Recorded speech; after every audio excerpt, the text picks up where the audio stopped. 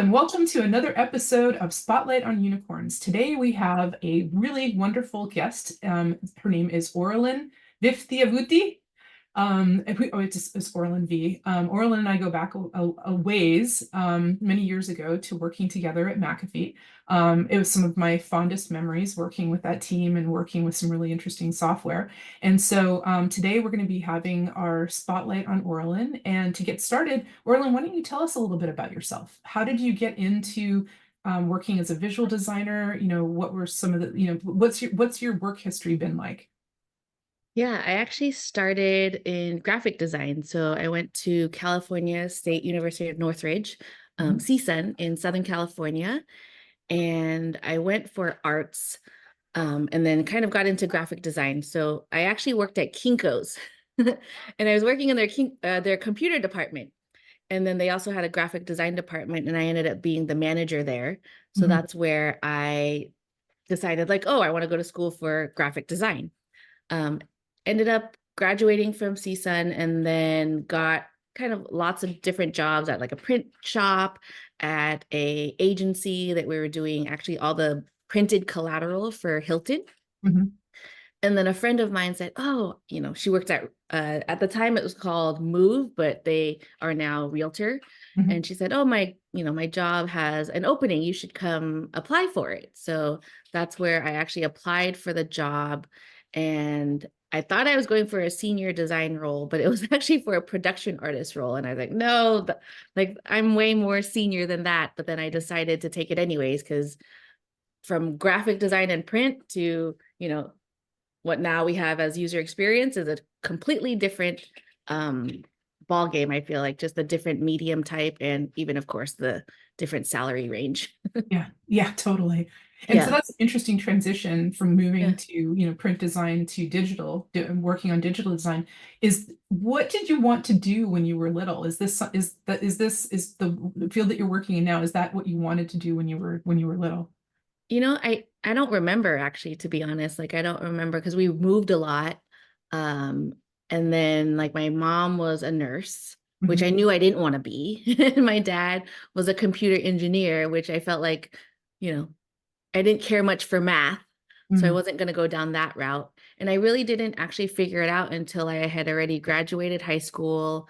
And then I started going to the community college close by. And then once I knew that I wanted to go into art, then, or like graphic design, then I kind of went full board into that and graduated like 2 years after that. Yeah. Was graphic design the thing that what was it about graphic design that really drew you, was interesting to you? I think the creativity on it, right? Like, so whether it's print or on the web or on mobile, like there's a lot of creativity that you have, and being able to kind of, since my background is visual design, where I started, it really gives you an opportunity to create something for anyone, like people, to be able to interact with it, whether it's something physical that they're looking through a brochure or it's something on a mobile app. Um, and it's funny because maybe I already knew, back to your question, maybe I already knew that I wanted to go into art, but I didn't know, Mhm. because there used to be, I don't know if you remember those magazines where in the back of the magazine, they would have like this little duck or this little character. It's like, To if you draw can it. draw this, Yeah. then you could totally, become an artist or whatever. So I used to draw those all the time. Yeah, yeah, yeah. My mom actually took me to that because it was for a school or training, right?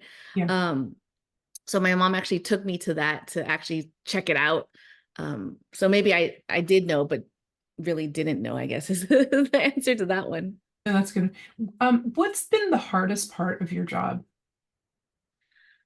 I would say the hardest part has been really getting visibility for, what the experience should be, Mhm. getting buy-in from other stakeholders, because I feel that anyone in the UX or product design kind of realm knows exactly what we should be doing for our end users or for people, the end customers, Mhm. but getting other cross-functional teams to understand that, right? But it's more of, not that they don't understand, but I think they have other goals that they have to meet. But Yeah. how do you take design or experience and business goals, and how do you make them at the same playing field, right? Yeah. Because there's things that you have to make trade-offs, of course, but I Mhm. do feel like that's always been the hardest, right? Getting that support, um, just overall Yeah. within an organization. And from where you moved to kind of, go along with that. So when you start out, at the beginning of the career, when you were starting out with Move or Realtor, and then you moved into where you are now within your career, what do you think that transition's been like? Like, can you just sort of describe that transition that you've made from, starting out as individual contributor to like, eventually leading team where you are now with like leading a group of UX professionals? Yeah, I mean, when I each role that I had always has something different, right? Like there's always challenges that are super exciting that I feel like I'm always learning and absorbing like a sponge.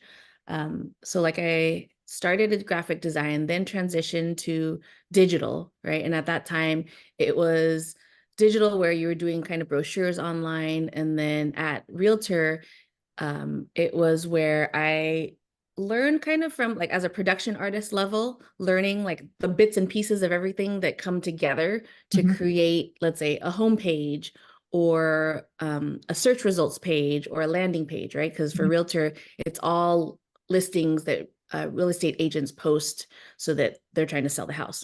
Yeah. So at Realtor, I was doing mostly visual design, Mhm. but then I got to work closely with interaction design. So back then, each role was kind of a different role. So you didn't Mhm. have just a product design role. Yeah. So we had interaction designers, we had visual designers, which my role was, and then I eventually transitioned to um, at McAfee. So Yeah. at McAfee, they were just starting to do a mobile app. So Yeah. this was over like 12 years ago. Mhm. They were just starting to do a mobile app. So I came in as the senior visual designer to design their mobile app, Yeah. which was pretty exciting because, it was a new It was industry. It new. was Yeah. completely new. Yeah. And McAfee at the time had just their desktop app. So then they wanted a corresponding mobile app to go with that. And then I think back then, because of the way it was new, like we designed desktop first. Mhm. I think this was before you started at McAfee. Yeah. We Yeah. designed desktop first, and then the goal was to take what we designed from one of my other really close friends, another visual designer. She designed that, and then we had to kind of put that into mobile. So Yeah. the look and feel was the same, Mhm. which had its own challenges because it doesn't work that way. You go from a larger screen to a smaller screen, and you have localization and all these other things. So you have to be able to break apart the pieces Yeah. in order to make it work.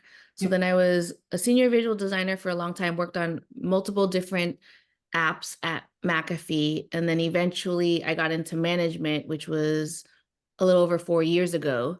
I kind of fell into the role Mhm. just because at the time there was a transition within our manager that was leaving, and then they needed to find somebody to kind of take over. And it was a larger team then. This was after you were already, had moved on. Yeah. And I was asked like, oh, do you want to be, the interim manager? And I was like, sure, why not? Like I felt like that instinct in me right away, and being empathetic, like right away I was like, oh, I want to make sure that like there's somebody to take care of the team, at least it's somebody that's within the team, right? So all of my peers Mhm. became my direct reports. Mhm. Mhm. So I instantly went from, and we didn't really work on the same projects, so we all had different projects that we were working on, but I Yeah. instantly became from an individual contributor to managing 7 people. Yeah. And I think usually when you go into management, it's nice to take those steps. I kind of jumped right in, Yeah. Right into which the water. Yeah. Right into the yeah, deep end. Yeah. Yeah. which looking back to me was, I didn't think about it at the time, but it was, something that I knew that I didn't have experience on. And I knew like, some of my other peers felt the same way, which I absolutely accepted that. I Yeah. said, but I was going to do the best that I knew Yeah. for the team. And then 4 years later, I, you know, I Yeah. still manage how many people, and the team that I manage is across the globe. So it's not just local teams. Yeah. So I Yeah. have McAfee has a team that's like worldwide, which is Yeah. super exciting to be able to work with somebody all the way in Korea or in Yeah. Bangalore, India, because of technology. Do you what did you like? I mean, what do you like about managing, doing the people management or the team management, aside from doing the individual contributor work? Um, for me, I'm really all about people and connections, Mm, and I really enjoy like, and I have different level people that I manage, right? Like it's been from interns to senior level to leads. Um, I really enjoy the people. yeah. Like you get to watch them grow, you get to help them. Hmm. I think that's just kind of my instinctual part. Like I'm always wanting to take care of people that are around me. Hmm. Um, Yeah. so it's just being able to have it becomes like a family, Hmm. right? Like your work family, and it's it's just really rewarding. Yeah. Yeah, definitely know what you mean. Yeah. Um, if there was one thing that you could have done differently in your career, what would have that been? That's a good question. Something I would have done differently. Um, I think there's a part where for a while as a senior designer, I relied a lot on my manager Mhm. to kind of help guide me. And I think with just how things have changed and shifted, because I did have a really great manager at my previous job where um, because I was starting at that lower level, Mhm. he was always helping to grow me. And I think I got used to that. But Mhm. then when you get to another company and there's a manager that has multiple people, right? And they only have so much time to focus, which I've also noticed myself as a manager. Um, I think I probably would have prepared better and maybe I would have become a manager earlier than 4 years ago. Mhm. Um, because then I would work harder with my manager to really understand like what are the gaps between where I'm at now to getting to that next level. Yeah. Yeah. No, Oh, definitely. thumbs up.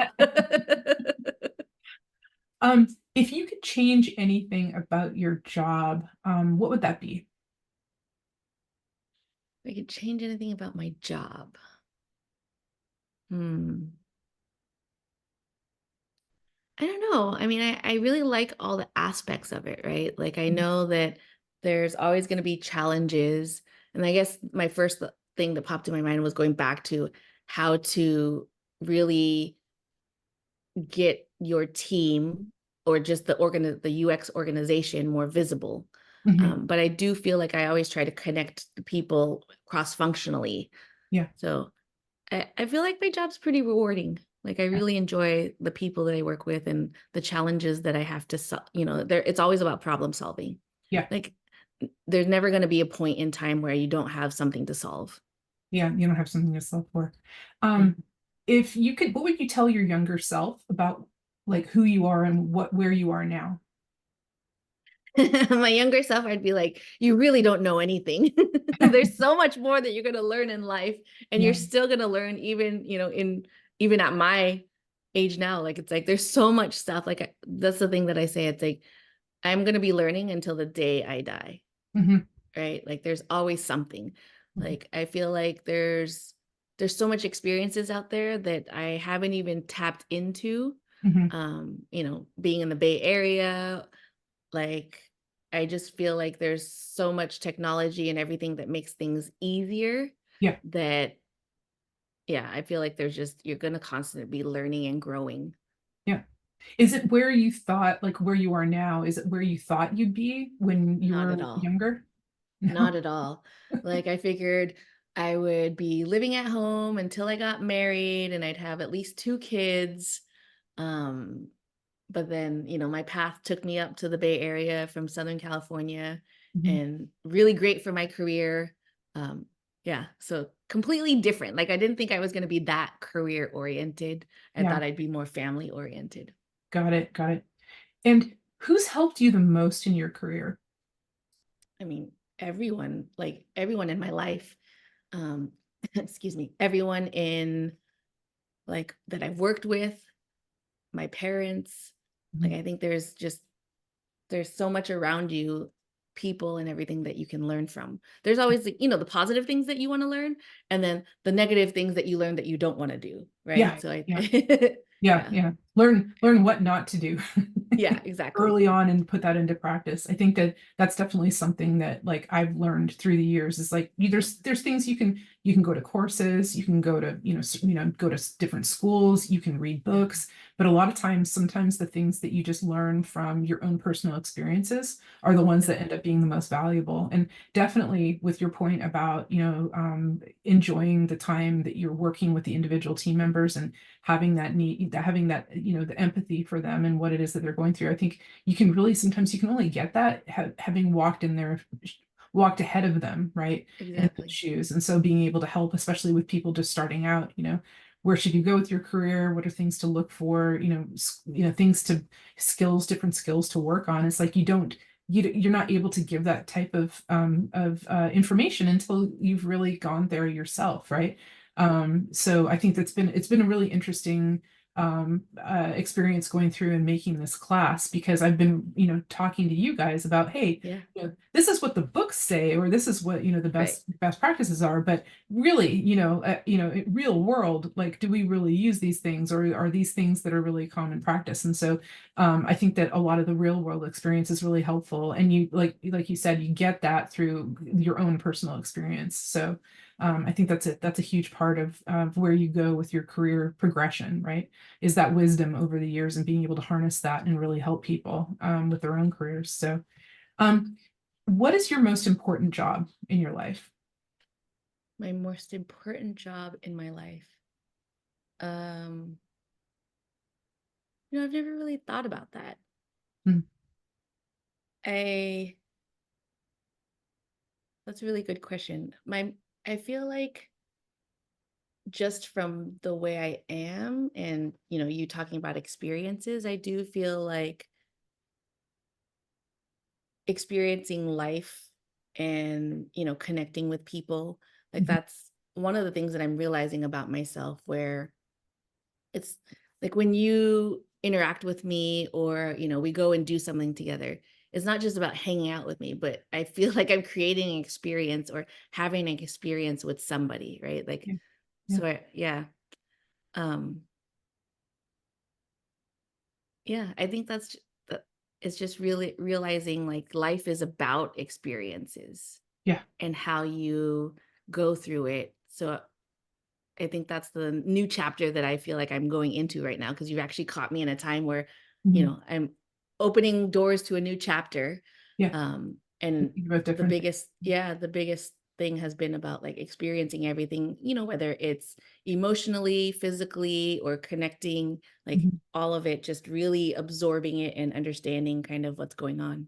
Yeah, no, that totally makes sense. And I think that, a lot of everybody's been reading about, oh, AI this, AI that, right? Yeah. I read a really interesting quote from, I think it was Noam Chomsky this morning, and it's like, AI has it's a tool, right? Yeah. It helps you get things done faster, and it helps you kind of, do some of the dreary stuff that we have to do. Like, from doing when you started out doing visual design, you would give pages and pages and pages and pages of layouts with like pixel placement and on Yep. this on the page, and it would be like huge volumes of specification, like some of them they were like this big, right? Yep. And we would print them out and we would give them to the engineers, and they would sit there and they would like go through every page so they knew exactly how to place it. And to Yep. where we are now, where with design systems they just have to grab the component and basically drop it in place. All of that work has been done for them, right? And Yeah. so I think that, AI kind of taking away some of we've already advanced pretty far from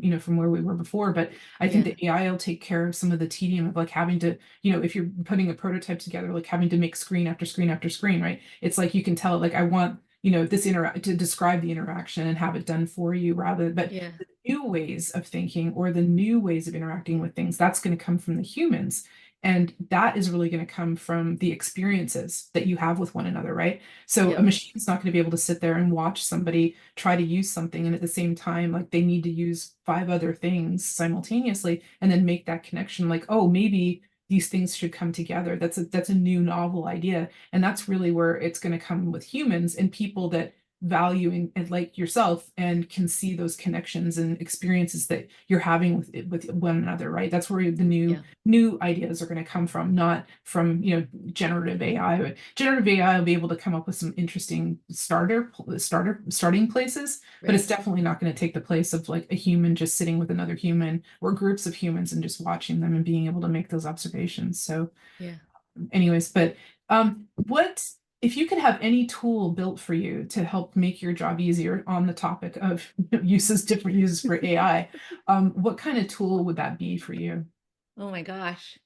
That just opens a whole can of worms.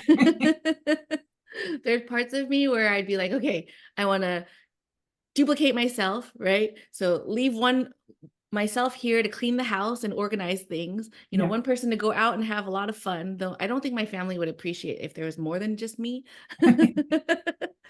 um, but I do feel like it's funny because you were talking about AI and I have mixed feelings on that, but I do feel like something that would alleviate traffic where you could just get to places faster. Transporter. Yeah, Be like able a to, yeah, transporter. yeah. Um, but yeah, I was just gonna say real quick on the whole AI thing, like I'm torn on that because there's this part of my brain that is like, you always have to work hard. I grew up that way, right? Like wh- what I was taught is like you always have to work hard. So then using AI is like, oh, is that being lazy? But then Yeah, I look at it on the other side, what you were talking about, like it's gonna help do the things that we don't have to be spending time doing because we can let the machine do that for us and yeah, then do, work on the important things. yeah, I think the part that I always think about is as long as you don't lose being able to do it without yeah, yeah, AI, definitely. right? Yeah, Like yeah. whenever I go into a store and their machine is down and they have to hand write, and then like, do you remember the carbon copy of Oh yeah, the yeah, credit yeah, card machine? I was like, oh, people still know how to do that because they have to know how to do that. So you yeah. can't forget how to do the things without the, AI. Exactly, the basic stuff. Oh, and imagine too, if you go to, in the future, there's something wrong with the self-checkout system or something, right? It's like, oh, Yeah, we don't have anybody here to like check you out right. because, we don't have those people here anymore. So yeah, I totally agree on that one. So this is the last question. This is my Okay. favorite question of all the questions, but what kind of unicorn do you think that you are, and what kind of magic do you have? um, I think I'll answer the second part first because people always say this to me, but I think my magic is my over being overly empathetic. Like I Mm, don't know how to turn that off. mhm. So, there's times where people are like, yeah, like I think you don't have to do that much for that person. And I was like, well, I I want to and I can't help it. So I apply that to everything in life, right? Like I'm always trying to get into someone else's shoes. So Mhm. hence being in user experience, like I just can't turn it off. So I try to understand that. What type of unicorn am I? I mean, I'm definitely one that wants to fly, right? Fly high in the sky as far as I can and just kind of experience everything. Um, yeah. I think I feel like you've asked me questions that I haven't thought about no, answers no. to. I think from my own personal experience with you, I think that one of the things that you, and I think it goes back to the idea with the empathy, right? I think that you, in very like tense situations, I've seen you over and over again be able to bring a room that's at like 11 down to like a 2, right? Very, very easily, very seamlessly. It's like a magic, yeah, Oh. exactly, right? It's like, there you go. Ooh. It's like it's a magical gift to be able to really bring people back to, I wouldn't call it like a more harmonious, but at least getting people down and away from where they're feeling threatened, or Yeah. people are very upset about things, and really focus on, what is the problem at hand, right, that you're trying to solve for. And I saw that over and over again, and so I think it's an incredible skill. I think a lot of Oh, people don't know how to do things like that anymore, or just don't want to do things like that. Everybody's so invested in like their own perspective on things, and really yeah. don't really have that interest in, taking a different perspective. And so I think that's personally, to me, I think that's your magic. I think that you're able to Oh, really, go into a situation and make, if things are not stressful, just make them more collaborative. And if things are stressful, you just bring the whole stress level down, it's like a warm blanket. You're like a human blanket, a human I'm a cuddly, warm unicorn blanket. a warm blanket, exactly. So, yeah, and I think that that's something that is a huge gift. Not a lot of people have that. So I think that's something that's is very unique to you. So, Oh, and one of the reasons thank why I you. wanted you have you on, on the Spotlight on Unicorn channel. So, um, but I definitely want to thank you for your time today. And Yeah. I am glad that you didn't get barking dogs in the background. Mine are not able to bark either, which is good. So, but thank you so much again. And I Yeah. really appreciate the time today. And I hope that everybody else that watches the video will appreciate it as well. Yeah. Thank you for asking me to be part of this. It's super exciting. Well, I am so glad that I was able to catch you and be able to do this. So thank you. Yeah. See you again soon in person, though. Exactly. Absolutely. Okay. Bye. Bye.